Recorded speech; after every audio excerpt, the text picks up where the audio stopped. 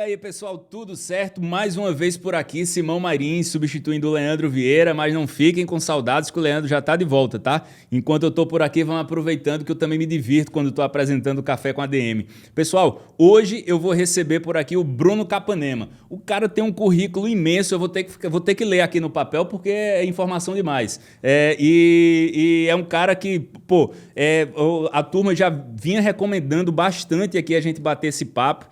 Todo mundo aqui no Administradores já acompanha o trabalho dele, é super fã e a gente vai agora ter essa oportunidade de conversar com ele um pouco sobre sua trajetória e também aprender um pouco com esse cara. O Bruno é fundador do Grupo Dádiva, uma holding de 5 empresas com atuação nos mercados de saúde, negócios e educação.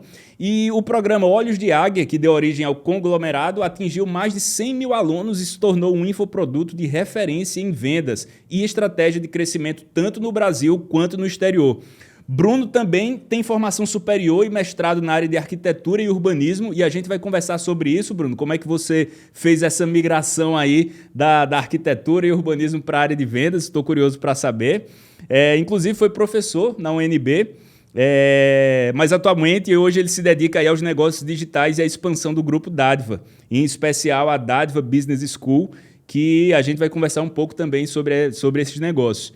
E aí, Bruno, lá na Dádiva Business School é onde ele ensina tudo que aprendeu na sua jornada sobre crescimento e desenvolvimento de negócios em nível mundial. Bruno, seja muito bem-vindo, cara. É um prazer te receber aqui no Café com a DM. Nossa, é um prazer estar aqui com vocês. E eu vou te dizer que eu fico até envergonhado de você ler esse negócio todo aí e tal. Parece até que eu faço coisa pra caramba. Eu sou só um cara muito abençoado que estava no lugar certo na hora certa. Eu acho que é um pouco isso, sabe? Mas eu gosto muito de compartilhar, de transmitir, de transbordar. Minha vida é feita de transbordar na vida dos outros, sabe? Pô, que bom, Bruno. Eu tenho que ler, cara, porque eu acho importante que a gente, nesse ponto de partida, a gente já explica aqui para o pessoal entender com quem a gente está conversando. E o seu currículo, ele já pontua os tópicos da nossa conversa. Inclusive, eu quero começar por aqui. Você teve um ponto de partida ali na sua vida, com a formação na área de arquitetura e urbanismo, e como é que se deu aí essa migração para a área de vendas e se tornar um infoprodutor? Conta pra gente aí como foi esse caminho. É engraçado isso. Olha, eu trabalhei com vendas, de certa forma, a vida toda, tá? Quando eu era adolescente, assim, eu venho de uma família de classe média, mas a gente já passou altos e baixos, né? E num desses baixos, assim, eu lembro que a minha avó, ela fazia umas rosquinhas e colocava nas sacolinhas e tal, e eu saía para vender na rua, né? Então, essa coisa do vender sempre teve de alguma forma no meu sangue. Mas eu sou uma pessoa que gosta muito de arte, de história, essa coisa toda. Acabei virando arquiteto, e eu era um arquiteto bem sucedido, assim, porque eu sabia vender meus projetos de arquitetura, né? Eu sabia realmente... em geral, as pessoas vão para a faculdade e elas não sabem viver daquilo, né? O cara se forma em jornalismo, mas não sabe viver do jornalismo, sabe exercer a profissão de jornalismo. Ele se forma em direito, ele sabe exercer, mas não sabe ganhar dinheiro com aquilo. Então, eu era um arquiteto bem sucedido, tinha um escritório grande, fazia aeroporto, porto, um monte de coisa assim. Mas eu sempre quis dar aula.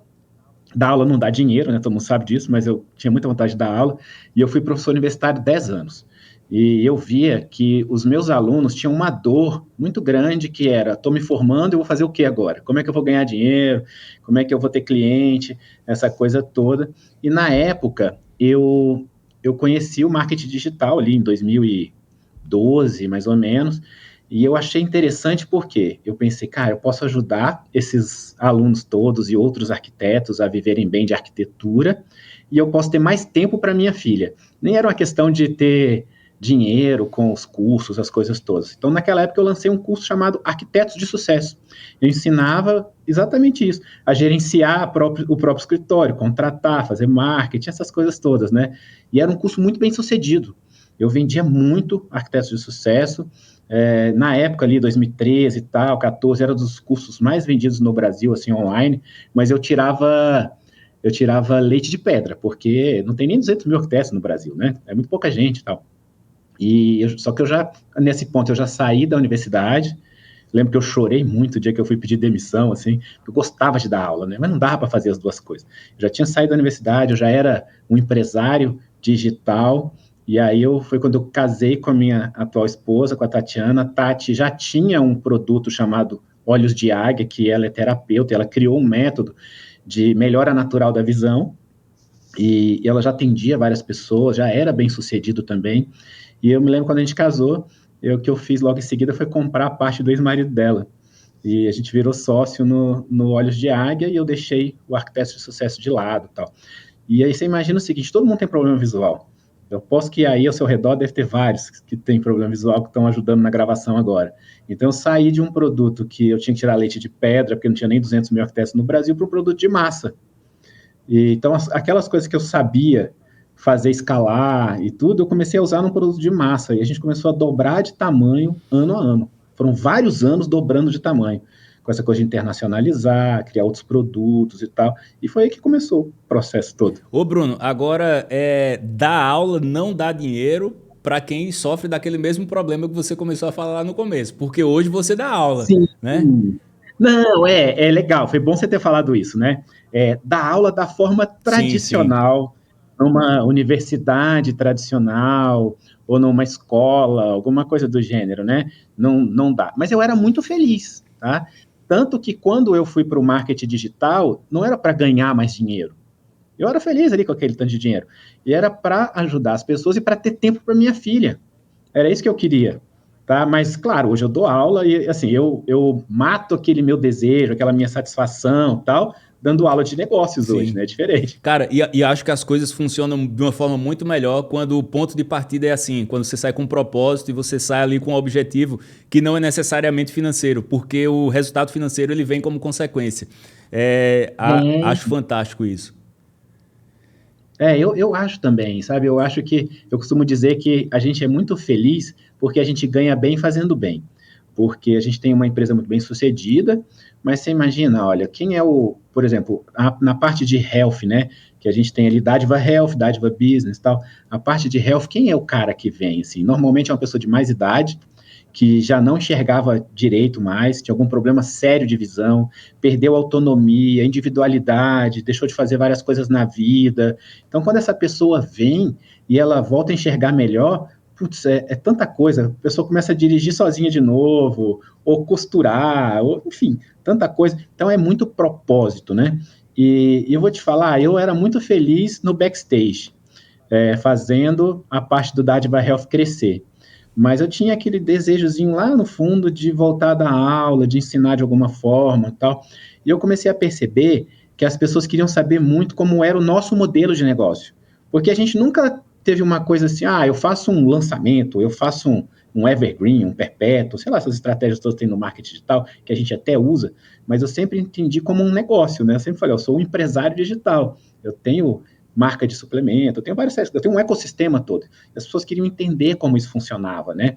E foi aí que eu percebi, eu falei, putz, eu posso fazer esses caras terem uma empresa que eles podem passar para os filhos, que eles podem vender uma parte, se quiser, né? É diferente isso. E aí, quando é propósito, você tem toda a razão. Quando é propósito, a gente faz com muito mais gosto e o dinheiro no final ainda vem, né? Verdade. Bruno, e você tocou num ponto muito interessante aqui agora, que é essa visão de construção do negócio, construção de marca, geração de valor.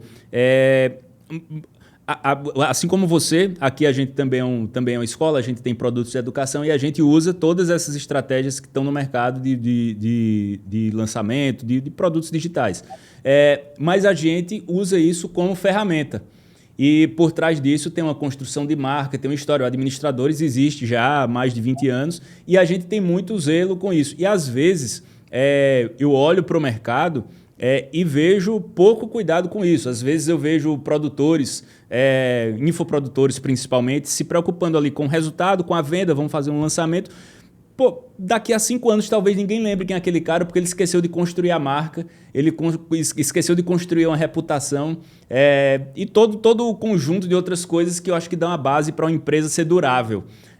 Como é que você vê? Você é um infoprodutor, você é um cara que tem um sucesso fantástico nesse nicho, nesse segmento de produto digital, mas é um cara que está tendo esse olhar, esse cuidado de construir uma marca, de construir um legado. Eu acho que a palavra-chave é essa, legado. Como é que gerar resultado na internet usando as estratégias digitais que existem e garantir que vai deixar um legado?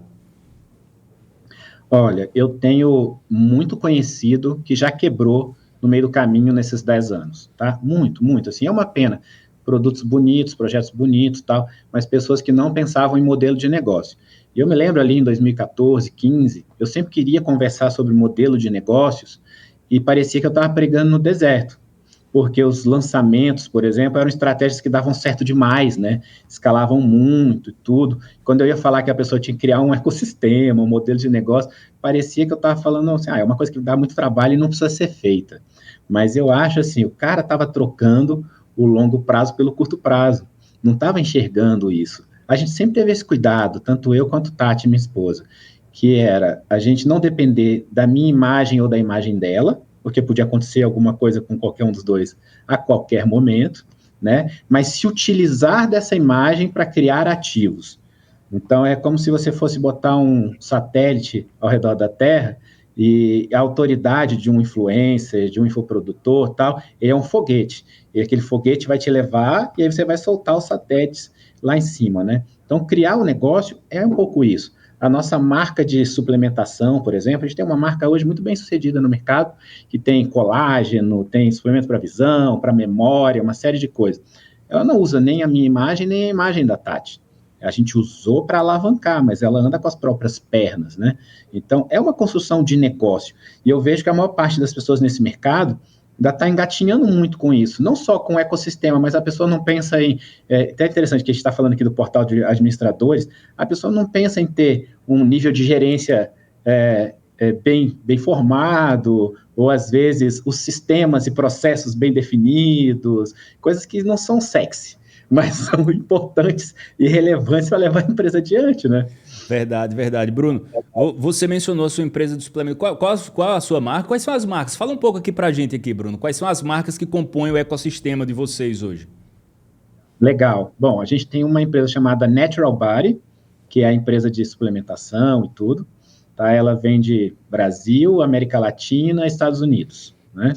Aí nós temos o Dádiva Health. Dádiva Health, ele tem tanto a parte de saúde natural visual, que é onde tem olhos de águia, Academia das Águias, algumas coisas nessa área, como também de saúde corporal. É o mesmo método aplicado para o corpo. Então, para a pessoa se curar de diabetes, artrose, problemas respiratórios, uma série de coisas. Então, tem essa parte toda da Dádiva Health. Nós temos a Dádiva Business School, né? O que é a Dádiva Business School? É onde a gente ensina nosso método para que a gente tenha essa empresa. Então, como a pessoa vai mesclar produto físico com produto digital, time comercial, a gente tem mais de 1.000 pessoas no nosso time comercial, né? Time comercial, como a pessoa internacionaliza, essas coisas todas do que a gente ensina o que a gente faz.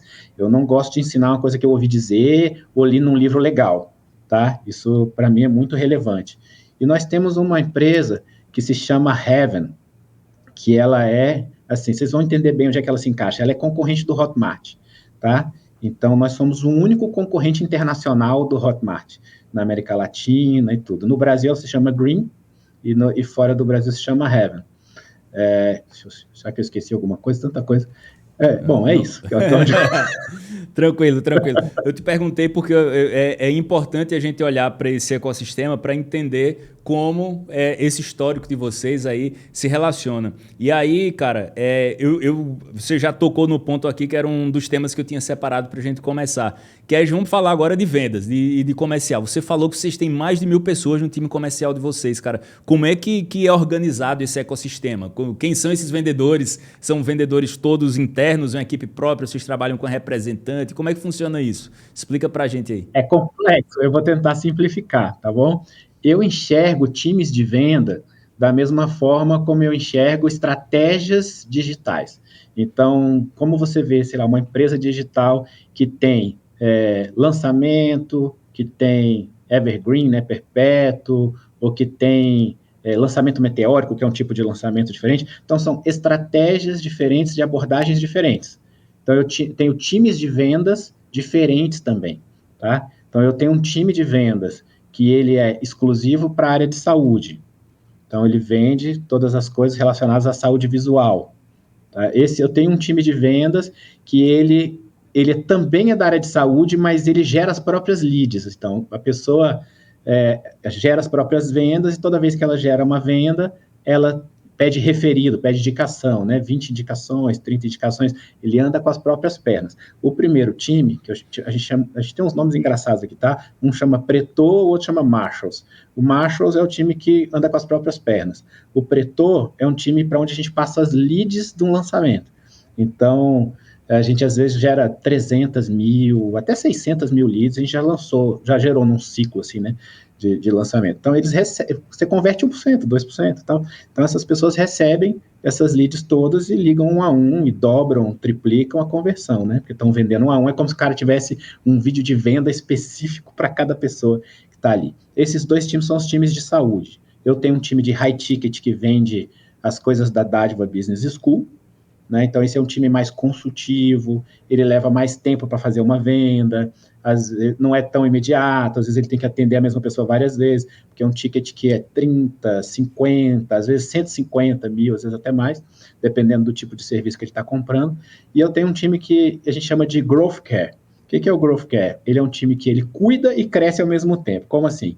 Ele liga para todos os meus alunos para saber se aquela pessoa teve o onboarding, se ela acessou direitinho, que se deu tudo certo, está tudo bem e tal. Então, ele liga para todos os alunos. Naquela ligação, ele faz um cross-sell do suplemento, ou faz um upsell, alguma coisa do gênero, e ele gera indicações dos alunos. E esses indicados a gente joga num outro funil separado.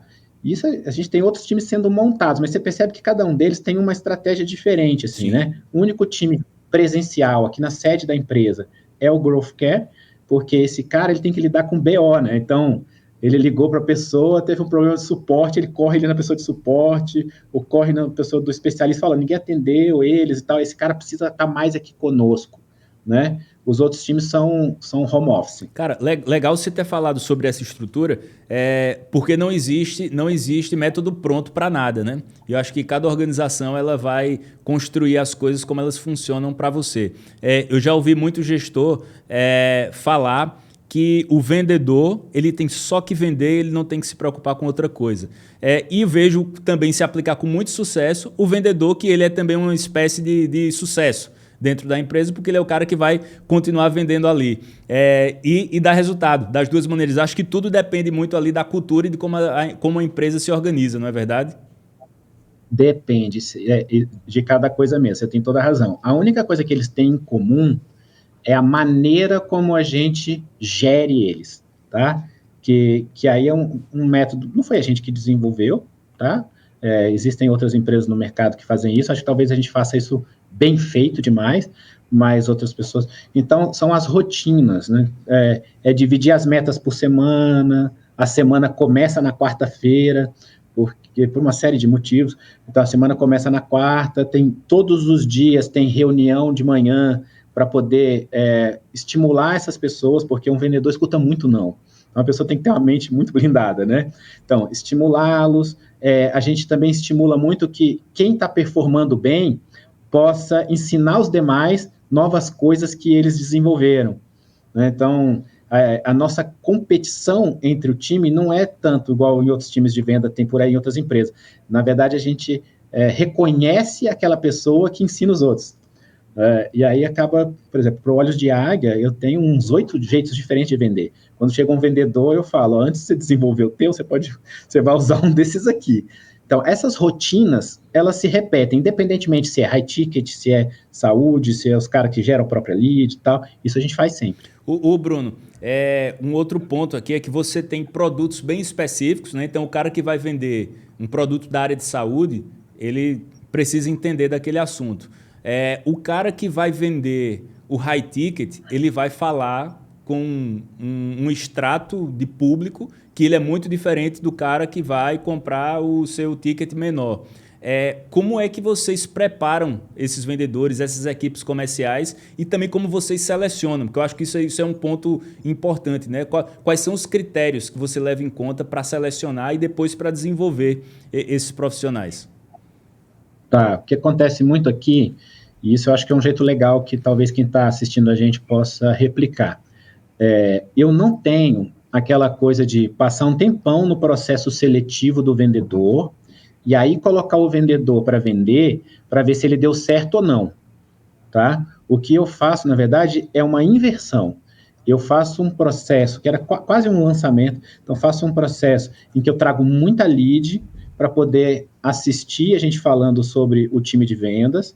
Essas pessoas não precisam ser vendedores, tá? Eu vou capacitá-los. Então, o que eu vou fazendo é uma sequência de aulas diárias, durante 4 dias ali, e de uma aula para outra, a pessoa tem uma tarefa que ela tem que mandar para mim. A primeira tarefa é um perfil comportamental. Eu preciso entender se ele tem o comportamento certo para poder ser vendedor. Tá? As outras são coisas que eu vou ensinando. Então, eu vou ensinando o método de vendas, eu vou ensinando um pouco sobre o produto. Então, uma das tarefas, por exemplo, é gravar um áudio para mim, tentando me vender o produto segundo as coisas todas que eu ensinei. O que vai acontecendo com esse cara? Se ele não for selecionado, na pior das hipóteses, ele aprendeu a vender com a gente, né? Então, ganhou um conteúdo legal. E aí, a última etapa é o cara vender mesmo.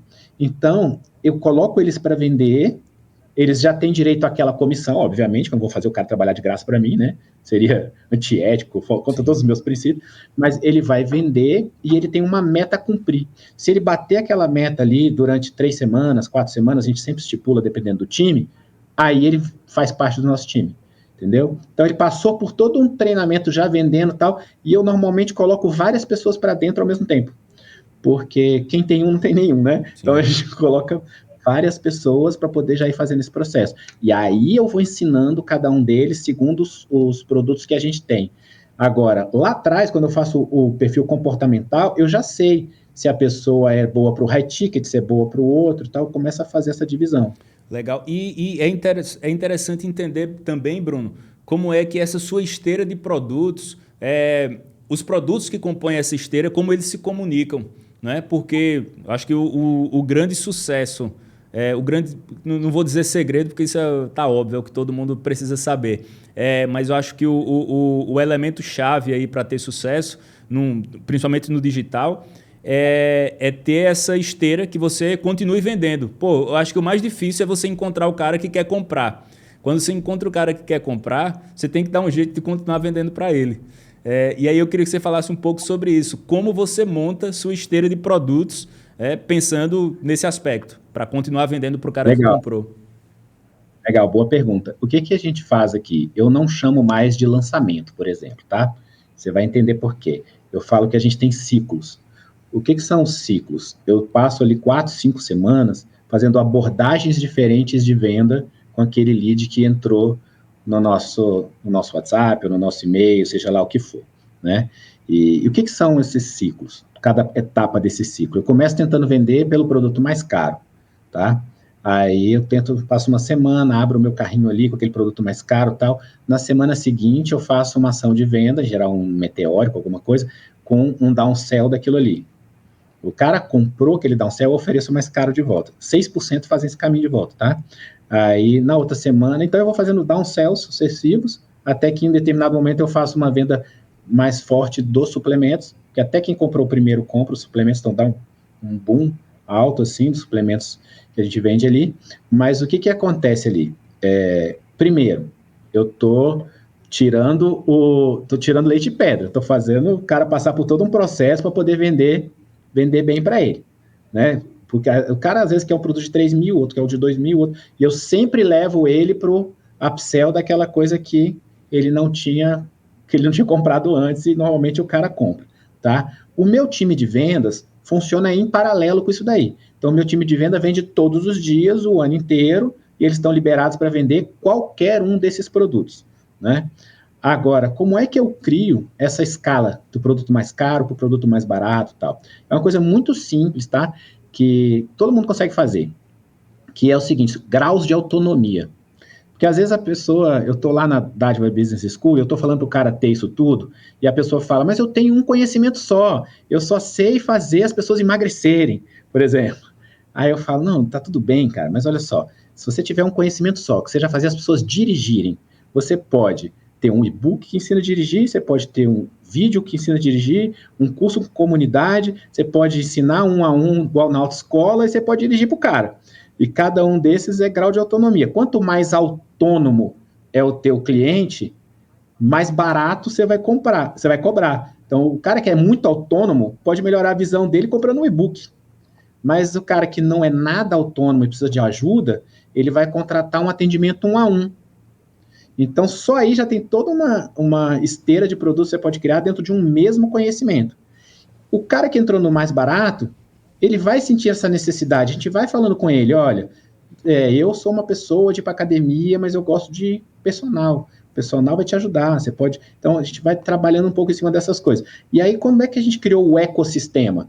Eu pensei, tá, eu preciso trabalhar o LTV dessa pessoa, né? E eu quero aplacar a dor dela, que no caso, por exemplo, quando a gente criou tudo, era só questão visual. Eu quero aplacar a dor de melhorar a visão. Não necessariamente o cara quer fazer um curso, mas ele quer tomar suplemento, o cara vai tomar 1 ano de suplemento.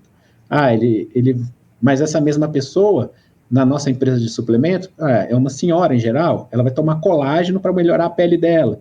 Vai tomar, então, essa venda para a pessoa é para sempre mesmo. Você já gerou autoridade, relacionamento, a pessoa confia em você, e aí você vai vender para sempre. Legal. Bruno, cara, eu particularmente sou uma pessoa que acredito muito na importância do vendedor, da figura humana na estratégia comercial. O Seu Vieira é o pai do Leandro, o nosso CEO aqui e apresentador do Café com a DM. O Seu Vieira é um cara que ele construiu a vida, a família, os negócios dele com a competência de venda. Ele é um self-made man, é um cara que começou como vendedor, vendia máquinas de datilografia e construiu uma empresa muito sólida no setor em que atua até hoje, no setor de distribuição de alimentos, e ele sempre falava muito na importância do cara, o vendedor. Então, toda a construção que ele fez foi tendo essa visão, porque ele foi vendedor, então ele entendia a importância do vendedor para aquela conversão. E eu já ouvi de muitos produtores digitais aqui no nosso mercado, eu já vi declarações, por exemplo, como eu não tenho ninguém vendendo. Minha estratégia é tão boa que vai vender sozinha. No máximo, eu tenho uma pessoa no sucesso ali para fazer o suporte e atendimento. Faz sentido uma estratégia que você não tem vendedor, cara? Claro que não. Sabe o que acontece com esses caras? A maior parte das pessoas que são empresários do mundo digital não eram empresários antes. O cara era que nem eu, é um arquiteto, outro é um nutricionista, sei lá, o cara vinha de alguma outra área e tal. Então, a pessoa não tem conhecimento nenhum da vida empresarial. E a pessoa costuma achar que o mercado digital reinventou a roda, né? Então, a pessoa pensa assim, não, aqui nós estamos falando sobre eu poder vender deitado na praia com o meu computador no colo, né? Que no começo era assim, né? Que os caras faziam as propagandas e tal. Isso tem um lado muito ruim, que é a pessoa não entender o negócio dela como um todo e não entender as estratégias que já existiam antes do digital e que podem ser muito bem aproveitadas. Esse cara que está fazendo um funil, uma coisa tão perfeita, sensacional, que está vendendo sem precisar de vendedor, duas coisas estão acontecendo com ele. A primeira é que ele está deixando muito dinheiro na mesa, porque se ele tivesse vendedor, ele ia vender 2, 3, 4 vezes mais, tá? A segunda ele depende de uma única estratégia que hoje funciona perfeitamente bem e o dia que não funcionar mais, ele não vai saber o que fazer. Eu costumo dizer que existe venda por telefone desde que inventaram o telefone. O Graham Bell testou o telefone e na segunda vez acho que ele ligou para alguém para vender o telefone. E é uma coisa que existe no mundo inteiro até hoje. Então, fechar os olhos para isso é uma tremenda de uma besteira. Eu vejo que os meus vendedores servem para ajudar a gente com um monte de coisa. Eu quero testar preço, eu ponho primeiro na mão do time de venda, ao invés de fazer uma grande ação. Eu quero entender melhor as objeções. O meu time de venda passa para mim as objeções, porque eles estão falando com 1 a 1. Então, é muito diferente. Eles me dão ideias de novos produtos, de novas coisas. Isso se retroalimenta. E eu vejo duas tragédias, cara, nessa declaração, nessa visão. Uma é isso que você falou, de a gente ter muito dinheiro ficando na mesa. E eu acho que às vezes tem até uma questão de visão. Às vezes o cara tá vendo que ele tá tendo um resultado bom ali, né? Pô, o cara não ganhava nada. E ele fez 50, 100 mil num lançamento. Pô, ele achou que tá fantástico. Mas esses 100 mil que ele fez ali foram 1% dos leads que ele gerou.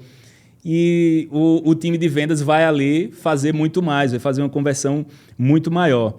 E o outro ponto eu acho que como é que eu posso falar? mais uma vez voltando para aquele ponto lá do começo, essa incapacidade de ver o negócio como algo contínuo, o legado, de pensar na construção que ele está fazendo com aquilo dali. Então, reforço aqui, fica a dica, pessoal. Considerem os vendedores em suas estratégias. Nossa, eu morro de pena, porque eu vejo, às vezes, tem pessoas que chegam para fazer algum curso meu, alguma mentoria minha, e a pessoa, ela tinha um negócio super bem sucedido, ela achou que ela ia viver a vida toda daquele jeito, e ela se acomodou daquele jeito. De repente, o anúncio fica mais caro, a lead converte menos, as coisas vão mudando e ela fica em pânico. E aí ela pensa, putz, agora eu tenho que pensar em novas coisas e tal. Devia ter pensado lá no início, né? Claro que ainda dá tempo, Sim. mas é uma falta de visão de negócio. Isso é claro, assim, falta de visão de E tem um negócio. risco imenso aí nessa história, porque às vezes a pessoa não percebe, mas ele não tem um negócio. Na verdade, ele está trabalhando para o Mark Zuckerberg. Né? Ele está ali. É isso, Muitas é vezes isso. ele vai montar uma campanha, pô, o cara está feliz porque fez 100 mil, mas ele deixou 200 na mão do Mark Zuckerberg. E a base dele está 100% dependente. Se a meta deixar de existir, ele não existe mais, cara. Né? Ó, vou te dar duas coisas com relação a isso. Uma é, como eu sou sócio de plataforma de venda, eu tenho acesso a muita insider information, né?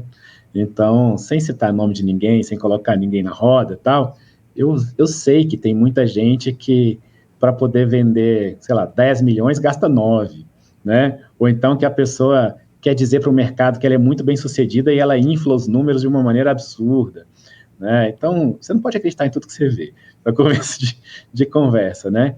E isso que você estava falando, por exemplo, antes da gente entrar aqui, eu estava na reunião com o meu time, discutindo uma série de estratégias de viralização, de grupos de WhatsApp, uma série de coisas que nos protegem da Meta, do Google, de quem quer que seja, porque é exatamente isso, né? Eles são os donos dos meios de produção, né? Se acabar, já Exato, era. exato. Cara, agora, tornando o papo novamente um pouco mais leve, saindo um pouco do assunto técnico, eu estou vendo ali na sua estante um livro do Paulo Leminski ali, e eu queria falar com você sobre referências, cara. Principalmente quando a gente está falando de comercial, a gente pensa em copy, pensa em discurso, pensa em repertório do vendedor para conversar com o prospect, principalmente quando a gente está ali com um público, ou que ele é segmentado, ou que é um high ticket, que tem um repertório maior. Qual é a importância de a gente promover na equipe comercial esses aprendizados de coisas que não são necessariamente técnicas, mas estimular o cara a ter referências para conduzir uma conversa, puxar elementos, às vezes ter um insight que vem de algo que não é necessariamente técnico. Fala um pouco aí sobre qual é a importância de ter essas outras referências. Sabe que isso é uma pergunta muito legal. Quando eu fui professor universitário, uma das matérias que eu ensinava era processo criativo. E era muito legal, me divertia um monte, porque eu tinha que fazer o cara ser criativo, né? E uma das coisas que eu falava muito para eles é o seguinte: se você quer ser muito criativo, se você quer a sua mente funcionando nesse nível, você precisa sair um pouco daquilo que você faz todos os dias. Então, você é um arquiteto, você não vai ficar só projetando, ou só vendo filme de arquitetura, livro de arquitetura. Você é um músico, você não vai ficar só vendo música, música, música, né? Eu dizia para o cara, olha, você precisa assistir bons filmes, você precisa ouvir boa música, você precisa ir ao teatro, ler bons livros e tal. A pessoa às vezes não entende muito o porquê disso, né? Mas ela está ampliando a mente dela, a capacidade intelectual, cognitiva dela, né? Aqui na empresa a gente tem algumas coisas que são interessantes, assim. Por exemplo, como a gente tem uma sede física, e eu acho importantíssimo para a cultura, um monte de coisa, né? A gente tem o dia de assistir filme na hora do almoço. Sabe essas pequenas coisas, eu acho que são relevantes, assim.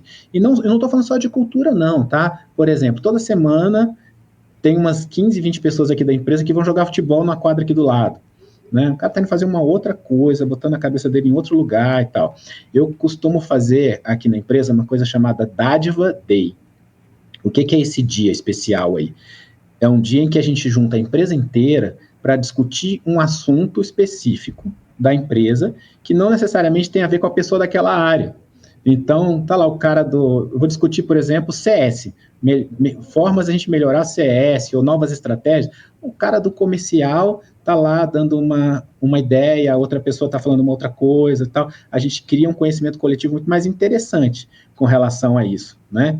E você tem que sempre tentar estimular essas pessoas que estão ali com você a fazerem outras coisas na vida, né? Agora, eu tenho uma coisa que aí isso eu levo para mim, mas faz parte de mim e tal, é que é o seguinte, eu sou pastor além de ser empresário, sabe? Então, eu até brinco assim, que eu falo, olha, gente, o Estado é laico, mas a minha empresa não é. O que significa isso? O cara pode ter a religião que ele quiser, tá tudo bem, não tenho nada com isso, tá? Ele só não pode se incomodar com a minha. Por quê? Porque eu vou falar sempre de princípios, e os princípios, para mim, são os princípios que eu tiro da Bíblia, né? Então, eu não vou deixar, por exemplo, um copywriter mentir na copy, dizer vagas estão acabando, ou qualquer coisa. Essas coisas são desnecessárias, né? Não vou querer que ele engane alguém, ou que o meu time de venda fale qualquer coisa para a pessoa que não é real. Essas coisas são princípios. Eu acho que quando a gente está com a empresa toda dentro de alguns princípios, ajuda todo mundo a estar melhor. Pô, fantástico, fantástico, cara. Bruno, eu queria falar agora um pouco sobre como avaliar o sucesso. Assim, a gente precisa ter métricas, ter referências, e eu acho até isso que a gente conversou agora há pouco. Às vezes o cara avaliou que aqueles 100 mil dele, pô, estavam fantásticos, mas ele poderia ter muito mais. Como é que você baliza as referências para definir que uma ação, uma campanha ou um produto foi bem sucedido ou não? Legal. Vamos lá. Primeiro, eu acho importante a gente entender o seguinte, que sucesso tem vários sabores, tá?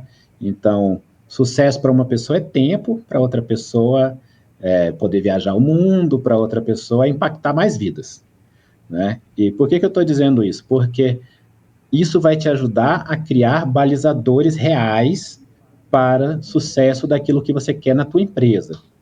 Então, por exemplo, nós temos uma coisa aqui que é ajudar a maior quantidade de pessoas no mundo a ter saúde natural. E aí, a gente sentou todo mundo para criar um produto novo que custe $10 por mês só e que a gente possa colocar no mundo inteiro, em inglês, espanhol, português e tal. Pode ser que esse produto venha a faturar o mesmo tanto das outras coisas que a gente já fatura, ou talvez até um pouco menos.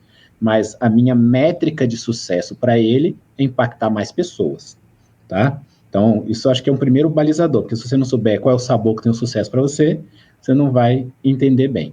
Agora, falando do ponto de vista puramente empresarial, eu acho o seguinte, tá? A gente tem que metrificar tudo que a gente faz e a gente tem que pensar sempre no longo prazo. Então, eu sempre sei se aquele cliente que veio em determinada ação, ele vai me gerar mais dinheiro em outras ações futuras. E aí isso me permite, inclusive, escalar algumas ações, mesmo que elas diminuam o faturamento, para que eu possa alcançar um sucesso maior lá fora. Uma dessas ações muito claras como o meu time de vendas é muito bom e muito eficaz, quanto mais lead eu gerar, melhor. Então, não necessariamente eu preciso fazer com que um determinado lançamento seja mais lucrativo do que um lançamento passado. Ele precisa ter mais pessoas que passaram por ele, aquecidas, com alto grau de consciência, para que o meu time de venda possa aumentar cada dia mais, e aí eles me dão dinheiro. Exato, ótima visão, cara. E agora vamos falar, e também eu acho que um assunto que está relacionado, eu acho que é a questão das metas, né? Você vai orientar seu regime de metas com base nas métricas que você tem e onde você quer alcançar.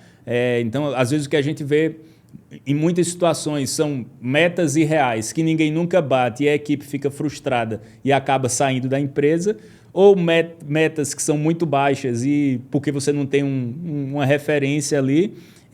E eu escuto muito dos empreendedores, dos gestores, dos próprios vendedores que fazem parte da nossa comunidade de alunos aqui, que a discussão sobre metas às vezes é imprecisa e não muito clara. Assim, há uma dificuldade de estabelecer metas da forma maneira. Existe uma fórmula?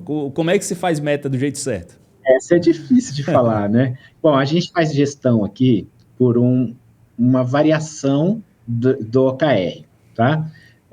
A gente chama de OMI, que é Objetivo, Meta, Indicador, né? A gente meio traduziu, porque as pessoas não entendiam direito o que era, a gente abrasileirou um pouco e transformou um pouco o jeito dádiva de ser.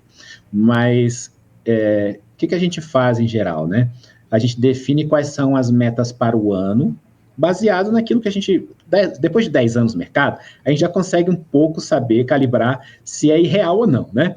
Mas a gente faz as metas para o ano, distribui em trimestres, e ali a gente leva para cada área o que a pessoa tem que fazer, né? E em geral a gente tem metinha, metona, né? Tal. Cara, tem que ter algumas coisas que são os quick wins dele, mas ele não pode ficar só no quick win, senão ele nunca vai adiante.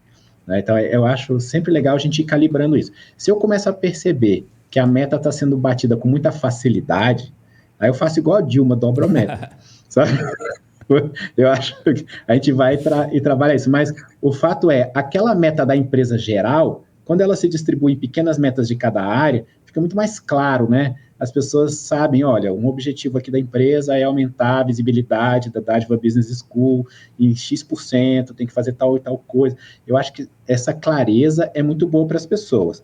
Agora, quando eu tenho projetos novos, eu tenho uma coisa para mim que é o seguinte, primeiro eu ponho para rodar, tiro da inércia, depois eu vou melhorando. Tá? Porque qualquer velocidade ali naquele início é mais do que parado. Sim. Então eu coloco para rodar, depois eu dou um dono, começo a colocar metas e tal. Então quando a gente vai definir isso, de alguma forma aquele MVP já está funcionando, a gente já entende um pouco mais as coisas. Ô Bruno, agora deixa eu te perguntar uma coisa. No mercado digital, às vezes, eu acho que é um comportamento, inclusive, que gera até uma certa ansiedade nos empreendedores e muitas vezes uma sensação de fracasso, porque o cara nunca pode dar um passo atrás. Mas a gente que está há muitos anos no mercado, a gente sabe que o crescimento é impossível que ele seja continuamente crescente. Você vai ter uns pontos que você vai dar umas baixas e vai. E aí podem ser vários fatores. Pode ser uma situação do mercado, o seu nicho mudou, a forma como se compra, como se consome. Como é que você administra essa fase de baixa? Né? Quando você vai, a curva está sempre crescendo, aí ela, caiu um pouco, e aí você tem que fazer alguma coisa para ela voltar a crescer. E acho que esse é o segredo, né? Em qualquer lugar, seja na bolsa, seja no mercado, o que você for, no seu desenvolvimento pessoal, você tem altos e baixos. Como é que você administra esses momentos de baixa? Às vezes, talvez, sei lá, você já chegou aí a alguma situação que você precisou baixar a meta da sua equipe, por exemplo? Já. E aí, como é que é esse processo? Qualquer pessoa que diga ao contrário está mentindo e quer se passar por super-homem na internet, tá? Eu vou te dar um exemplo muito prático aqui. A gente teve uma época, um aumento de inadimplência absurdo, assim. A gente dividia em até 18 vezes algumas coisas, e a gente estourou a inadimplência, nosso fluxo de caixa ficou apertadíssimo, e a gente teve que sentar e redesenhar um monte de coisas, né, de reduzir a quantidade de parcelas, de ter um time só de cobrança, reduzir investimento no próximo ciclo, não era fácil, tá? Não foi fácil, graças a Deus, depois a gente passou por isso. Então, todo mundo passa, isso aí é natural. Agora, eu tenho algumas coisas em mim que me ajudam a lidar com isso. A primeira é que, assim, eu sou um eterno agradecido e inconformado. Eu sou muito grato por onde eu estou. Eu me lembro quando eu era professor universitário, ganhava R$ 5.600 por mês, e eu pensava, se eu ganhar 15, eu vou virar milionário. Estou feliz, estou satisfeito e tal. É porque, em geral, a gente olha para quem é maior que a gente, né? A gente não olha para quem é menor, né? Tem muita gente que mora na rua, gente que não tem o que comer direito e tal. Eu sou muito agradecido, tá? Mas eu sou muito inconformado. Eu quero sempre, sempre, sempre crescer mais, avançar, ganhar novos mercados, uma série de coisas, né? Então, quando eu passo por algum problema desse, eu ligo mais o lado agradecido e foco para poder lidar com aquilo ali e vivo uma coisa bíblica que chama paz que excede o entendimento, que é você ter paz mesmo que não pareça que é para ter, né? Eu paro de olhar as circunstâncias e olho para a promessa, mas isso me ajuda muito. Então, em geral, eu percebi que eu, como CEO, eu sou a rocha disso daí. Então, eu tenho que estar firme. Não é fácil ser CEO. Eu tenho que estar firme, eu tenho que estar ali, com a cabeça no lugar, eu tenho que estar em paz, eu tenho que estar tranquilo para passar isso para os outros, né? Falar, gente, aqui, aconteceu isso, a gente está passando por isso, a empresa não vai quebrar, a empresa já passou por isso em outros momentos, ela tem as suas dificuldades e tal, Se fosse fácil, tinha um monte de gente fazendo, né? Então, que bom que não é fácil, porque tem já até essa barreira de entrada. Vamos sentar e vamos resolver. Vamos focar na solução, né? Mas eu fico muito em paz, sabe? É engraçado, assim. Eu acho que eu tenho uma mente até bastante blindada. Já passei tanto perrengue na vida que eu acho que eu tenho uma mente mais E depois que blindada. você passa por uns perrengues, é mais fácil passar por outros, né, cara? É o primeiro, eu acho que a primeira vez foi desesperadora, né? Depois você passa, você pensa, pô, de novo, pô, não queria mais passar Você por cria isso, aquela essa altura sensação da de que, minha pô, já vida. venceu uma vez, não é o fim do mundo, né? Exatamente. Ô, Bruno, a gente está chegando no fim aqui da nossa entrevista. Infelizmente, que a gente tem um tempo aqui que é limitado, mas eu ainda tenho uma pergunta que eu vou tentar encaixar aqui. Na verdade, é um quadro que a gente tem no final do Café com a DM, que é o livro da semana. Todo episódio, a gente pede para o nosso entrevistado fazer uma indicação de leitura. E aí eu queria que você falasse um livro, dois, quantos você quisesse, quantos você quiser indicar aí, que vale a pena ler. Pode ser sobre vendas, pode ser sobre estratégia ou pode ser sobre qualquer outra coisa, tá? Tá valendo. Que legal. Ó, eu vou falar então de dois livros, tá? Um livro, ele se chama Blitzscaling. Eu gosto muito desse livro, porque ele mostra empresas de crescimento acelerado e como você lidar com isso, né? Porque quando você cresce muito aceleradamente, um monte de coisa fica caótica para trás e tem coisas que você tem que lidar, algumas coisas que não são as melhores possíveis, mas você está crescendo, crescendo, e a gente usa muito esse estilo de crescimento aqui na empresa, né? A gente tem um crescimento muito acelerado. Isso gera, às vezes, algumas dores de cabeça, algumas coisas, é normal, porque para crescer muito rápido, não dá para ser tudo perfeitinho, bonitinho e tal. Então, esse livro é bem legal, Blitzscaling, tá? E o outro livro que eu vou falar, ele chama Enfrente o Seu Leão. É em frente mesmo? Bom, se a pessoa colocar lá, o Google vai dizer, não é em frente, Vai achar, vai tá? encontrar. Mas ele é um livro que mudou muito a minha cabeça, na minha vida, assim. Aí já é uma coisa mais espiritual, que ele diz assim, que se os seus sonhos não são tão grandes que eles só podem ser realizados na sua vida com a ajuda de Deus, você está sonhando pequeno e está diminuindo o tamanho de Deus na tua vida. Então, é assim, tenha coragem de fazer grandes coisas, ir atrás de grandes coisas, enfrente o seu leão, porque realmente você vai conseguir, sabe? Então, isso me ajuda muito a lidar com as coisas do dia a dia e querer sempre ser maior. Maravilha. Bruno, cara, muito obrigado aí pelo papo. Eu queria ter ficado aqui mais algumas horas, porque eu sei que a gente tem assunto para abordar aí. Infelizmente, a gente tem um tempo limitado no podcast, mas eu tenho certeza de que a gente vai ter que marcar outros momentos aí para a gente conversar mais sobre os assuntos que não couberam aqui nesse papo de hoje, tá? Eu tenho o maior prazer, pena que passou rapidinho e tal. Eu gosto de bater papo, falo demais, né? Eu espero que eu tenha ajudado as pessoas de alguma forma, mas é um prazerzão estar aqui. Cara, a mim você já ajudou bastante. Aprendi muito hoje, cara. Tenho certeza de que muita gente também vai aprender. Bruno, muito obrigado, cara. Um grande abraço, viu? Pessoal, aqui a gente conversou com o Bruno Capanema, CEO e fundador do Grupo Dádiva. Obrigado pela companhia de vocês e a gente se encontra no próximo episódio do Café com a DM. Comigo ou com o Leandro, tá? Até a próxima, pessoal.